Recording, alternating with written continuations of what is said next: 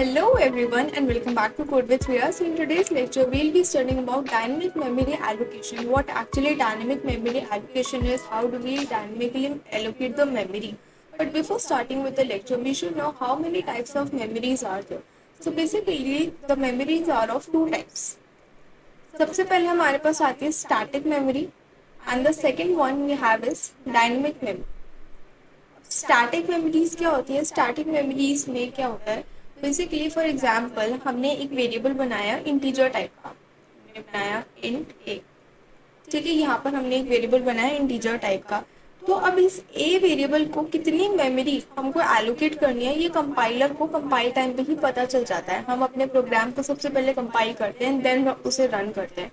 तो जब हमने ये लिखा तभी कंपाइलर को पता चल गया कि अच्छा मुझे एक ए नाम का वेरिएबल बनाना है, इसका डेटा टाइप क्या है? इंटीजर है। इसका मतलब मुझे इसको 4 बाइट्स स्टोर करवानी है। 4 बाइट्स इसके लिए स्टोर करवाएंगे ताकि इसमें जो भी वैल्यू यूजर एंटर कर रहा है या फिर अगर हमने इनिशियलाइज कर रखे तो वो वैल्यू इसमें आ जाएगी। तो यहाँ पर कंपाइलर को कंपाइल टाइम में पता चल जाता है कि मुझे कौन से वेरिएबल को कितनी मेमोरी देनी है, कितना साइज उसका रखना चाहिए। ये तो हमने देख लिया स्टैटिक के बारे में। अब डायनेमिक मेमोरी किस तरीके से यूजफुल होती है? जब प्रोग्राम के बीच में हमारी रिक्वायरमेंट चेंज हो जाए, प्रोग्रामर की रिक्वायरमेंट ही चेंज हो गई बीच प्रोग्राम के अंदर। फॉर एग्जाम्पल, सबसे पहले प्रोग्रामर को 30 स्टूडेंट्स के नेम्स को स्टोर करवाना, 30 स्टूडेंट्स के फॉर एग्जाम्पल रोल नंबर्स को उन्हें स्टोर करवाना था। अब क्या हुआ, 3 न्यू स्टूडेंट्स ऐड हो जाते हैं, तो अब उन्हें कितने स्टूडेंट्स का डेटा स्टोर करवाना है? 33 स्टूडेंट्स का डेटा उन्हें स्टोर करवाना है।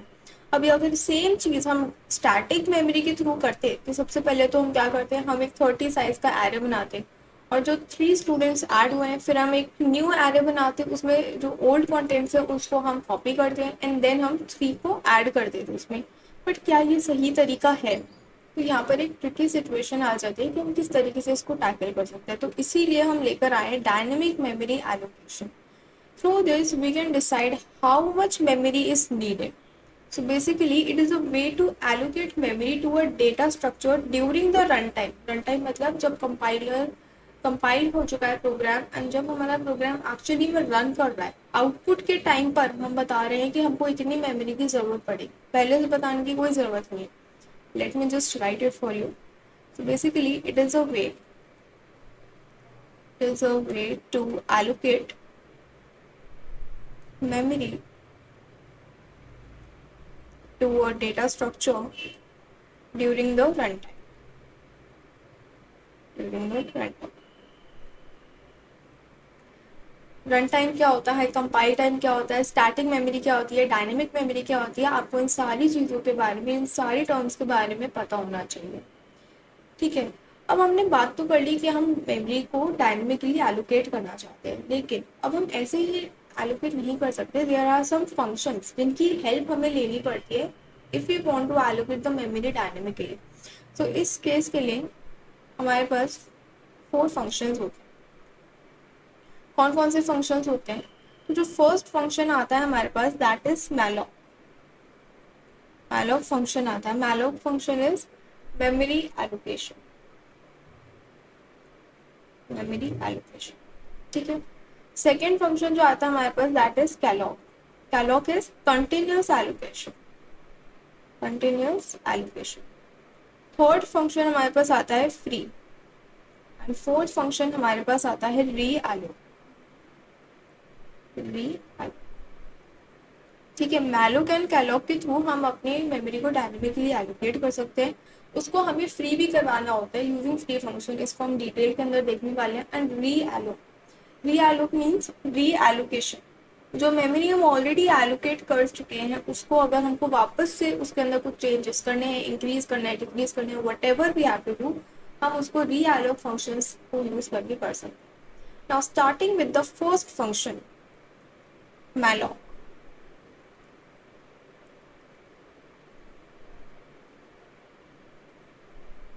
मैलॉक फंक्शन, ठीक है।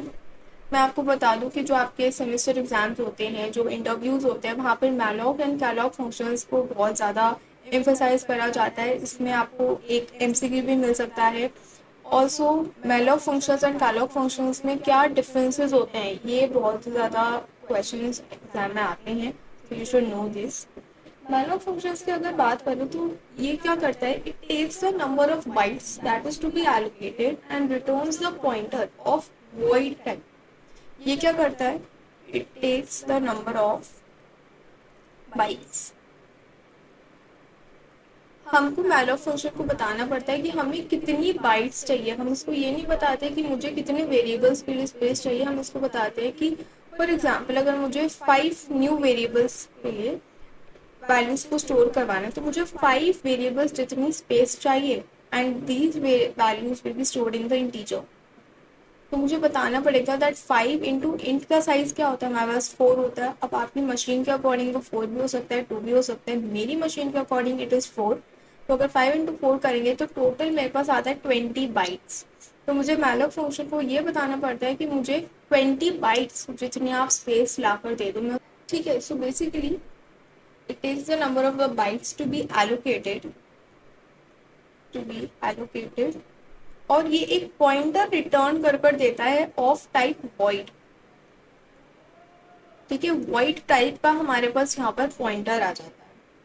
नाउ अगर मैं इसको थोड़ा सा आपको विजुअलाइज करके दिखाऊं, तो ये फॉर एग्जांपल हमारी memory, this is the total memory we are having, ठीक है। इसके अंदर कुछ x बाइट्स है, there are a total of x byte जो कि मुझे चाहिए। So what it will do, it will assign a pointer to this.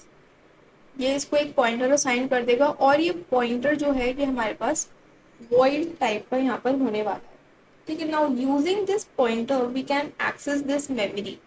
इस मेमोरी को हम इस पॉइंटर को यूज कर एक्सेस कर पाएंगे एंड जो भी वैल्यूज हमको स्टोर करवानी है वो भी हम इसी के अंदर स्टोर करवा पाएंगे। अब अगर मैं इसके सिंटैक्स की बात करूं, it's right over here syntax. So syntax में सबसे पहले हम लिखते हैं पीटीआर। पीटीआर हमने यहाँ पर लिखा। अब यहाँ पर हम लिखेंगे मैलोक, यहाँ पर लिखते हैं 5 multiplied by size of int, yes. अब ये मैलो क्या है, यहाँ पर हमने स्पेस क्यों छोड़ी हुई है इस पर भी बात करेंगे। सबसे पहले मैं आपको बता दूँ that 5 is not a static number over here. यहाँ पर आपको ज़रूरी नहीं है कि आप 5 ही मेंशन करो, ये वो नंबर है जितनी बार मैं चाहती हूँ कि बाइट्स मुझे चाहिए। जैसे मैं आपको बताऊँ, साइज ऑफ यहाँ पर एक क्या है, फंक्शन होता है। ये फंक्शन क्या करता है, ये रिटर्न करके दे देता है the size of the data type. पहले हम साइज ऑफ लिखते हैं, जिस भी डेटा टाइप का हमें बाइट्स चाहिए होती है, नंबर ऑफ बाइट्स चाहिए होते हैं, वो डेटा टाइप हम इसके अंदर मेंशन कर देते हैं। Whether it is integer, character, string, float, double, कोई सी अभी डेटा टाइप हो सकता है, तो उसका हमको ये क्या करेगा, साइज रिटर्न कर दे देगा। नाउ एक्चुअली यहाँ पर क्या हो रहा है, ये जो मैंने 5 लिखा है, तो यहाँ पर कंपाइलर क्या कर रहा है, मैलोक फंक्शन 5 इंटू कर रहा है ये साइज ऑफ इंट। इंटीजर का साइज क्या होता है, 4 होता है। तो 5 इंटू 4 बिकम्स 20। इसका मतलब मैलोक फंक्शन क्या करेगा, ये मुझे 20 बाइट्स जितनी स्पेस प्रोवाइड कर देगा यहाँ पर।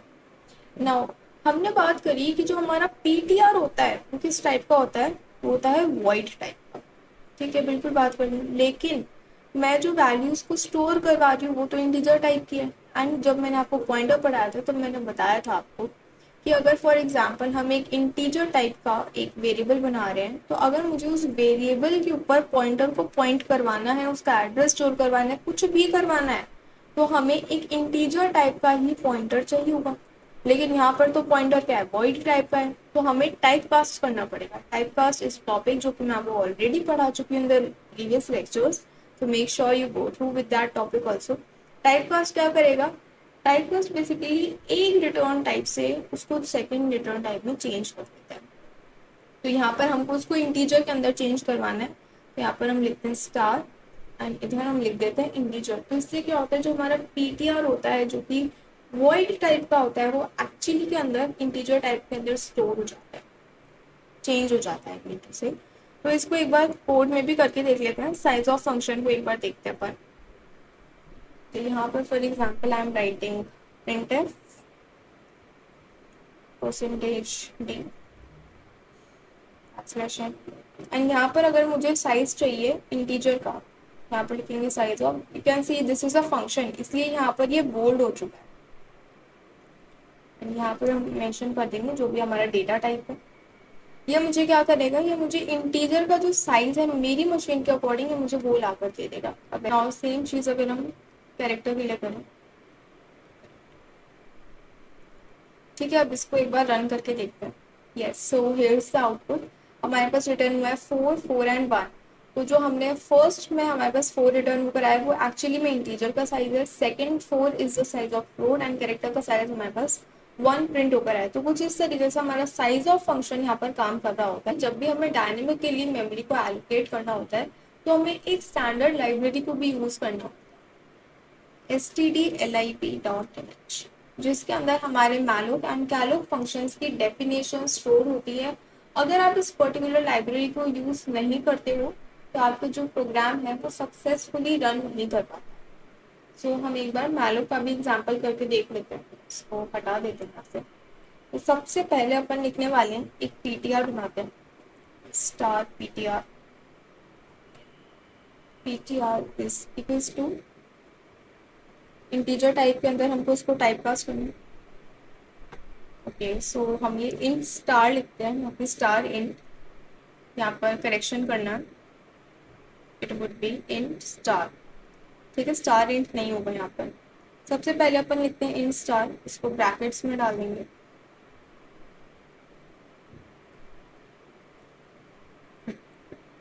यहाँ पर लिखते हैं मैलॉक एंड यहाँ पर अगेन 5 मल्टीप्लाइड बाय, मुझे 5 जितनी यहाँ पर स्पेस चाहिए तो मुझे 5 को मल्टीप्लाई करना पड़ेगा with the size of int. Size of integer type चाहिए मुझे। ठीक है, तो यहाँ पर मैंने ये क्या कर लिया, यहाँ पर मैंने मैलोक फंक्शन को बोला कि भाई मुझे 5 × 4 जितनी आप मेमोरी ला कर दे। इसने बोला कि ठीक है, मैं आपको 5 इंटीजर जितनी मेमोरी आपको दे देती हूँ, you can store the values in it. लेकिन अब हम पॉइंटर के अंदर वैल्यूज को किस तरीके से स्टोर करवाएं, हम सब ने एरे पढ़ा हुआ है। एरे के अंदर हम जिस तरीके से वैल्यूज को स्टोर करवाते हैं बिल्कुल सेम तरीका यहाँ पर भी होने वाला है, यूजिंग द इंडेक्स मेथड। ठीक है, तो यहाँ पर मैं कुछ रैंडम वैल्यूज को स्टोर करवा रही हूँ। 5 अगर हमने लिए तो हम इंडेक्स नंबर 4 तक जाएंगे। So it would be 1, 2, 3 and यहाँ पे वैल्यूज को भी चेंज कर लेते हैं। ठीक है, तो ये वैल्यूज हमने रख दिए। अब इसको प्रिंट करवाएं using for i is equals to 0 int i। आप i को यहाँ पर भी इनिशियलाइज कर सकते हो, आपके ऊपर है। i को हम लेके जाएंगे 5 तक एंड i प्लस प्लस।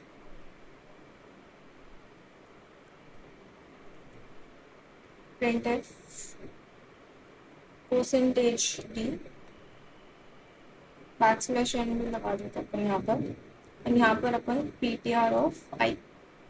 तो जो भी इंडेक्स होगा इंडेक्स के कॉरेस्पॉन्डिंग हमारे पास यहाँ पर वैल्यूज प्रिंट होकर आएंगी। लास्ट के अंदर रिटर्न 0 कर लेते हैं and let's execute.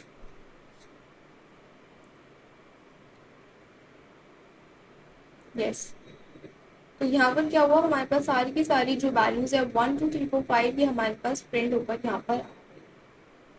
Now secondly let's talk about calloc function.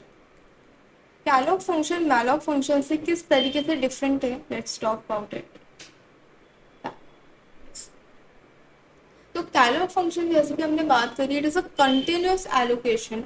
अब यहाँ पर ये मैलॉग से इस तरीके से डिफर करता है कि जितनी भी हम स्पेस, जितनी भी हम मेमोरी कैलॉग के थ्रू प्रोवाइड करवाना चाहते हैं, हमें अगर मेमोरी चाहिए तो हम कैलॉग के थ्रू अगर लेते हैं तो ये हमको इनिशियलाइज करके देता है 0 से।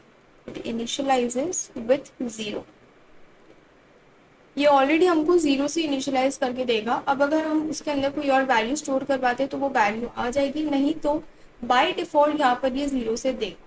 फॉर एग्जाम्पल मैंने कैलॉग के थ्रू 10 बाइट्स ले, 10 बाइट्स अगर मुझे इसके थ्रू स्टोर करवाएं तो ये हर में मेरे को 0 स्टोर कर दे देगा, जिसको मैं बाद में जाकर अगर मुझे चेंज करना है तो वो मैं चेंज करवा सकती हूँ। ठीक है, अब यहाँ पर इसके सिंटैक्स की बात कर लेते हैं। तो सबसे पहले सिंटैक्स में हम जैसे ptr लिखते हैं वही लिखेंगे। अपन को टाइप कास्ट यहाँ पर भी करना पड़ता है, क्योंकि यहाँ पर जो पॉइंटर है वो वॉइड टाइप का ही होता है हमारे पास। एंड देन यहाँ पर हम मेंशन करते हैं calloc, here we write 5 comma, यहाँ पर हम मल्टीप्लिकेशन नहीं लगाते हैं, साइज ऑफ इन। यहाँ पर हम ये 5 क्या बता रहा है, it is telling the number of location that we need. अगर मुझे 5 लोकेशन चाहिए तो मैं उसको बता रही हूँ कि भाई मुझे 5 लोकेशन चाहिए, और पर लोकेशन कितना साइज होना चाहिए वो हमारा ये पैरामीटर यहाँ पर बता रहा है। So basically it is telling how many locations we need, how many locations, and size of int is telling पर लोकेशन हमारे पास कितना साइज आना चाहिए, पर लोकेशन साइज कितना होना चाहिए। ठीक है, और कैलॉग यहाँ पर क्या करेगा, एक वाइड पॉइंटर को यहाँ पर रिटर्न करके दे रहा है, रिटर्न्स वाइड पॉइंटर, जिसको हम टाइप कास्ट करके चेंज कर लेंगे into the integer type. Now make sure कि अगर आपने यहाँ पर साइज ऑफ फ्लोट लिख रखा है, अगर आप जो वैल्यूज ले रहे हो वो फ्लोट के अंदर है, तो आपको उसको टाइप कास्ट करना है फ्लोट के अंदर, नहीं तो आपका आउटपुट कुछ और ही आएगा। अगर कैरेक्टर है तो यहाँ पर कैरेक्टर करवाना है, एरे है तो एरे करवाना है। ठीक है, तो कुछ इस तरीके से आप इसको करवा सकते हो। अब हम इसका भी एग्जाम्पल कर देख लेते हैं अपने कंपाइलर पे।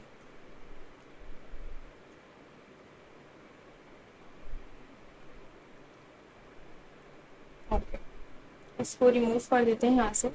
तो सबसे पहले हम क्या कर लेते हैं, एक फ्लोट बनाते हैं, float star PTR, and PTR is equals to Kellogg.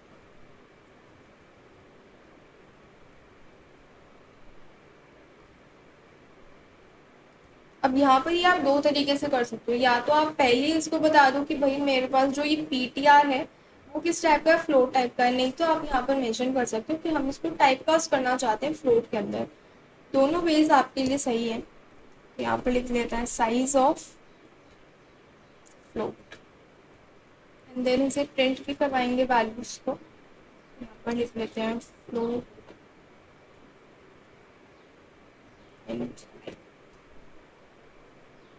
ठीक है, यस। तो यहाँ पर क्या हुआ, ये सारी की सारी जो वैल्यूज है ये स्टार्टिंग में मेरे को इनिशियलाइज करके दे दिया जीरो। मैलोक भी क्या करता है ना, कुछ केसेस के अंदर ये भी हमको जीरो प्रिंट कर दे देता है, but it will not guarantee कि जीरो ही प्रिंट होगा। अगर कोई भी रैंडम वैल्यूज भी प्रिंट हो सकती है, लेकिन अगर हम चाहते हैं कि नहीं भाई मुझे तो पर्टिकुलरली जीरो से ही इनिशियलाइज करवाना है, तो उस केस के अंदर Calloc function is more preferable over malloc. So the question is that you have to write the program to allocate memory of size n. Size n का क्या मतलब है, n into size of int यहाँ पर अपन ले रहे हैं। ठीक है, where n is entered by the user। अब ये जो n है ये मुझे किससे एंटर करवाना है, यूजर से एंटर करवाना है। बिल्कुल ठीक है, कोई दिक्कत नहीं है प्रोग्राम में। हम एक न्यू फाइल क्रिएट कर लेते हैं, hash include stdio.h hash include standard library.h। And yes, previous programs के अंदर हम ये लाइब्रेरी को यूज़ नहीं कर पाए थे, बट मेक श्योर कि आप इसको यूज़ करो।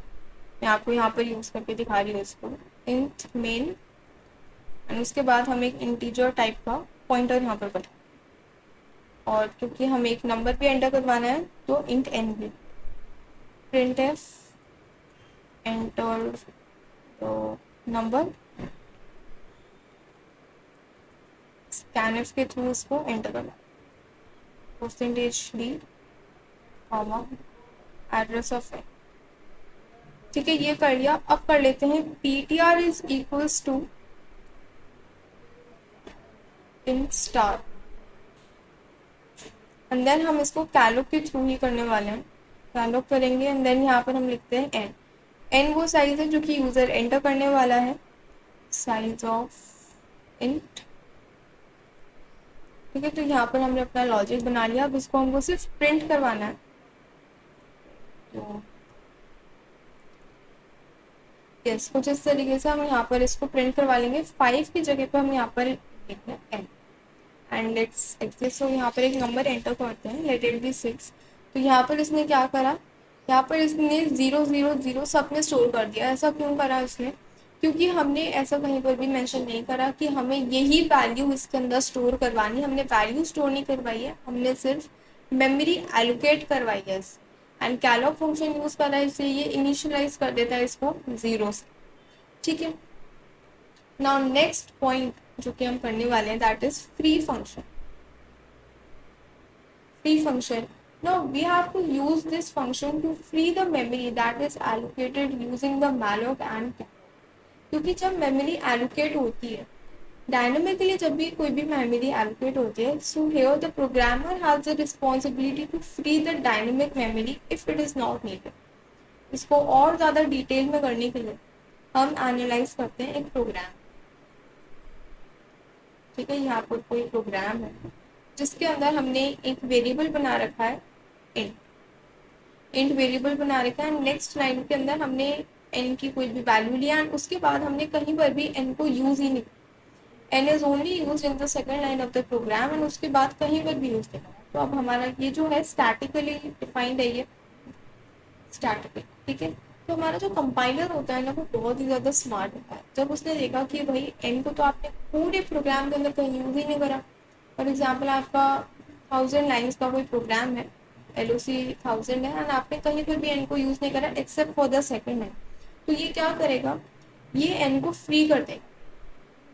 क्योंकि ये क्या है, स्टैटिकली एलोकेटेड है, तो कंपाइलर की रिस्पॉन्सिबिलिटी बनती है कि आप जिस भी वेरिएबल को मेमोरी दे रहे हो उसको आप फ्री भी कर दो। तो इसने देखा भाई एन तो पूरे प्रोग्राम में कहीं यूज ही नहीं हो रहा, तो एन को फ्री कर देगा। लेकिन जब हम डायनेमिकली एलोकेट करते हैं तब कंपाइलर की कोई रिस्पॉन्सिबिलिटी नहीं होती है। रिस्पॉन्सिबिलिटी किसकी होती है, प्रोग्रामर की रिस्पॉन्सिबिलिटी होती है कि अगर आपने किसी भी मेमोरी को एलोकेट करा है यूजिंग आइदर malloc फंक्शन या फिर कैलॉग फंक्शन को यूज करके अगर आपने मेमोरी को एलोकेट करा है, तो ये आपकी रिस्पॉन्सिबिलिटी है कि आप उसको फ्री कर दो अगर वो आपके यूज में नहीं आ रही है या फिर यूज में है ही। इसके सिंटैक्स की अगर बात करें तो सिंटैक्स इसका बहुत ही सिंपल सा होता है। सबसे पहले हमको लिखना होता है फ्री एंड इसके अंदर हम पास कर देते हैं ptr। ptr क्या है, वो पॉइंटर जो कि उस पर्टिकुलर मेमोरी के ऊपर पॉइंट कर रहा होता है उसको हमें क्या करना है, फ्री करना है। मैं आपको इसी प्रोग्राम के अंदर चेंज करके दिखा देती हूँ। यहाँ पर हम यहाँ पर लिख लेते हैं फ्री ptr। अब हमने क्या करा, ये जो हमने ऑलरेडी ptr बना रखा था उसको हमने कर दिया फ्री। देन हम दोबारा से इसको बना लेते हैं ptr। in fact let's just copy this। yes, यहाँ पर हम इसको 2 साइज का अपना, ठीक है, साइज ऑफ 2 इसको कर लेते हैं 2। ठीक है, ये हमने कर लिया। पहले हमने क्या करा, हमने मेमोरी बनाई, हमने मेमोरी एलोकेट करी, देन हमने उसको फ्री फंक्शन को यूज करके फ्री करवाया। देन हमने वापस से एलोकेट करी for size 2। Let's run this programme.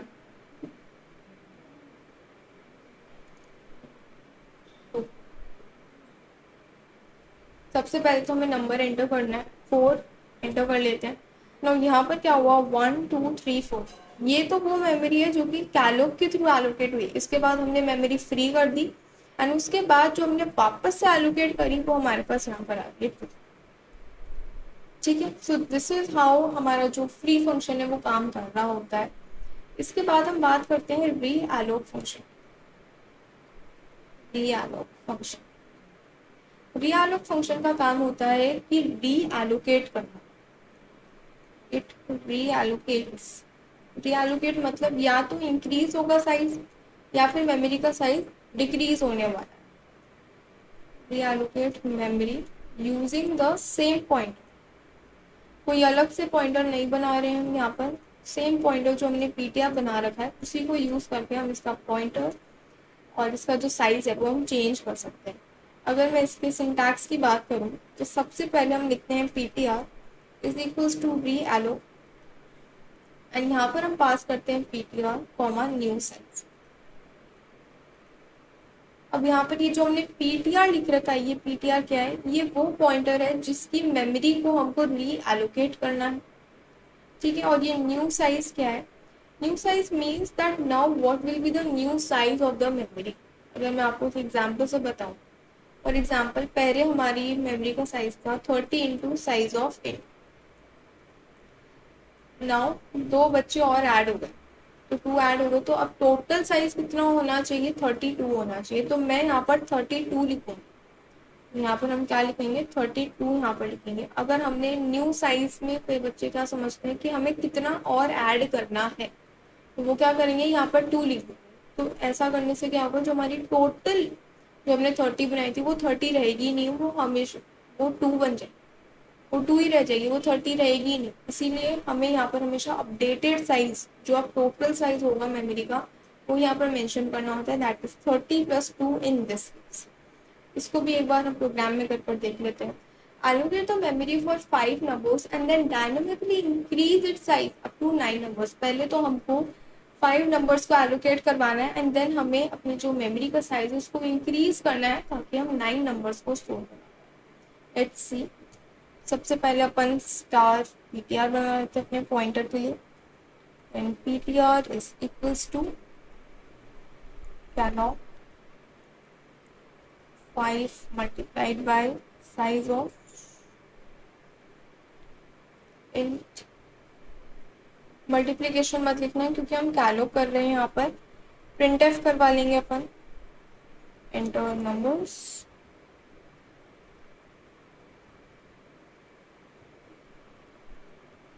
Then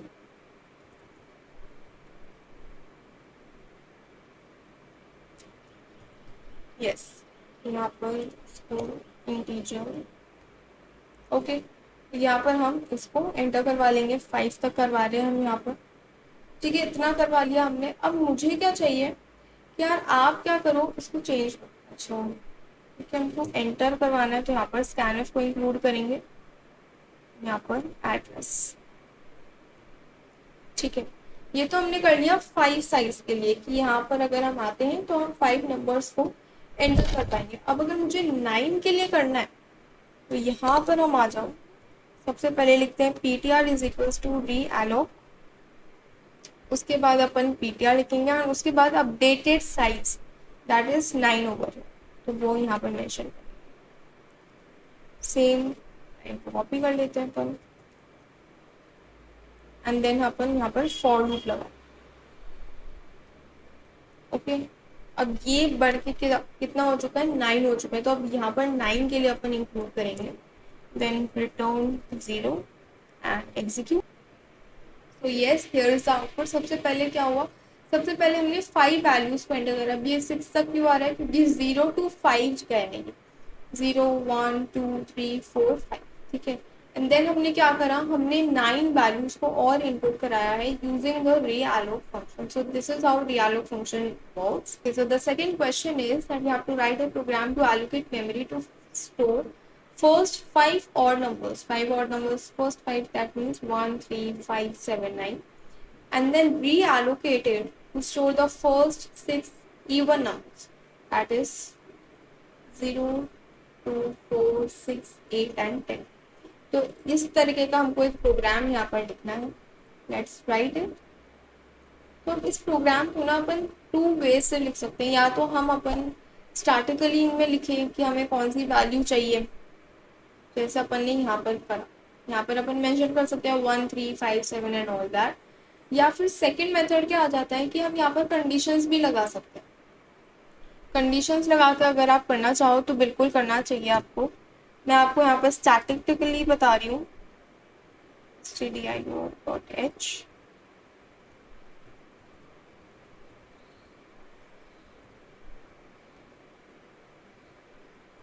okay. तो इंट मेन, सबसे पहले अपन क्या करेंगे, यहाँ पर एक ptr बना लेंगे integer type, star ptr, ptr is equals to, मैं कैलोप के थ्रू इस फंक्शन को कर रही हूँ, 5 multiplied by size of integer, ठीक है। उसके बाद अपन सेम वैल्यूज को यहाँ पर कॉपी कर लेते हैं, इनके इंडेक्सेस को चेंज करेंगे, 3 5 7 एंड 9, ठीक है। तो ये हमने कर लिया और नंबर्स के लिए। अब इनको प्रिंट करवा लेंगे, प्रिंट करवाने के लिए अपन फॉर लूप को कॉपी कर लेते हैं यहाँ से एंड पेस्ट। ठीक है, आई को अपन लिख लेते हैं इंट आई। तो ये तो हमारा काम हो गया और नंबर्स के लिए। अब अगर हमको इवन नंबर्स के लिए इनको करना है, so what we have to do, same चीज ले लेंगे अपन। इससे पहले we ptr is equals to we alloc ptr comma. अब मुझे टोटल साइज कितना चाहिए, 6 चाहिए, क्योंकि मुझे 6 इवन नंबर्स को यहाँ पर स्टोर करवाना है। Similarly this, okay. तो यहाँ पर हमें एक और पॉइंटर को इंक्लूड करना होगा, 4 5।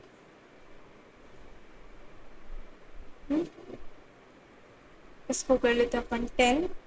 Let's start it from 0 2 4 6 and 8। ठीक है, इसको भी प्रिंट करवा लेंगे 6 तक। ठीक है, and yes that's it. Okay, so यहाँ पर हमको ये प्रिंट एफ करना है। So here's the output. सबसे पहले क्या हुआ, हमारे पास 5 और नंबर्स आ गए, 1 3 5 7 9, एंड देन हमने साइज को अपडेट कर दिया, एंड उसके बाद जो हमने नंबर्स प्रिंट करे that were even numbers. This is how we can allocate the memory dynamically. This topic is very very very important. आपको आना चाहिए। इंटरव्यूज के अंदर यहाँ से काफ़ी सारे क्वेश्चंस आते हैं, आपके जो सेमेस्टर एग्जाम होते हैं उसमें से भी आपसे क्वेश्चंस आ सकते हैं, बिल्कुल आते ही हैं। So yeah, that's all for today, and we are done with the C programming series. A new series is soon coming on the channel, so yeah, stay tuned, subscribe the channel if you haven't, and don't forget to hit the bell icon. Thanks for watching this video, and stay tuned to know which subject series is going to be live on the channel. Thank you so much.